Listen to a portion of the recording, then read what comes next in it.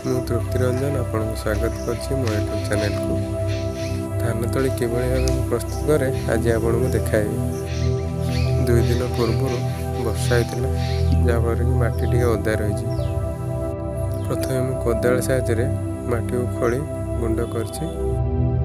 ମାଟି ଗୁଣ୍ଡ ହୋଇଗଲା ପରେ ସେଥିରୁ ଅନା ଘାସ ଗଛ ସବୁ ପତ୍ର ବାଛି ନେବ। ମାଟି ଦେଖନ୍ତୁ ଏବେ ଭଲ ଭାବରେ ଗୁଣ୍ଡ ହୋଇସାରିଛି। ଏବେ ଏହାପରେ ବିହନ ଧାନକୁ ମାଟି ଉପରେ ବୁଣିବା। ପ୍ରତିବର୍ଷ ଆମର ଧାନ ଅମଳ ହେବା ପରେ ପ୍ରଥମେ ଆମେ ଚାଷ ପାଇଁ ବିହନକୁ ସଞ୍ଚୟ କରି ରଖିଥାଉ। ଇଏ ଦେଖନ୍ତୁ ମୋର ଧାନ ଏକଦମ ସରୁ ଧାନଟା। ଆପଣମାନେ ଯେଉଁ ଜିରା ରାଇସ୍ କରି ଖାଆନ୍ତି, ଇଏ ହେଉଛି ସେଇ ଧାନ।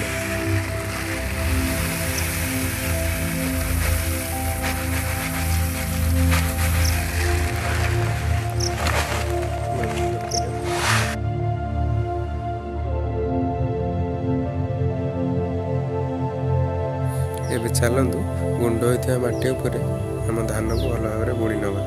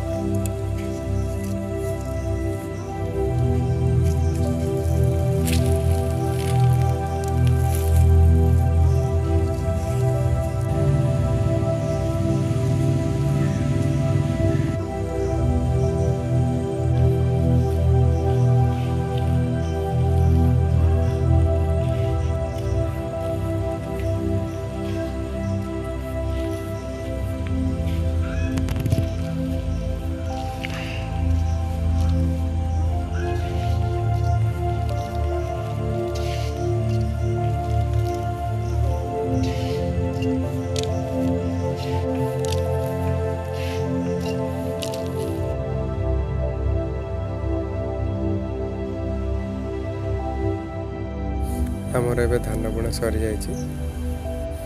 ଧାନ ଉପରେ ମାଟିକୁ ଘୋଡ଼ାଇ ନେବା।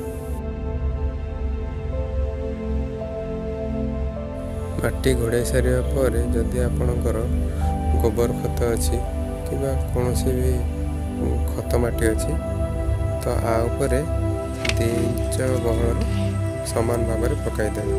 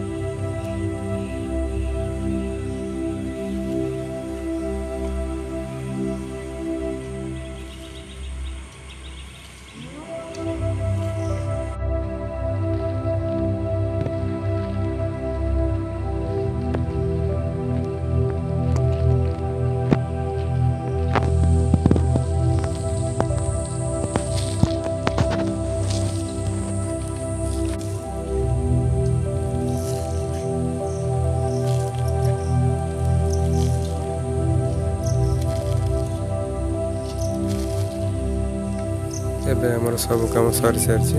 କେବଳ ବର୍ଷା ପାଣିକୁ ଅପେକ୍ଷା। ବର୍ଷା ହେଲେ ମାଟି ଭିତରୁ ଧାନ ଗଜା ବାହାରିବ। 20 ରୁ 25 ଦିନ ଭିତରେ ଆମର ତଳି ପ୍ରସ୍ତୁତ ହେଇଯିବ।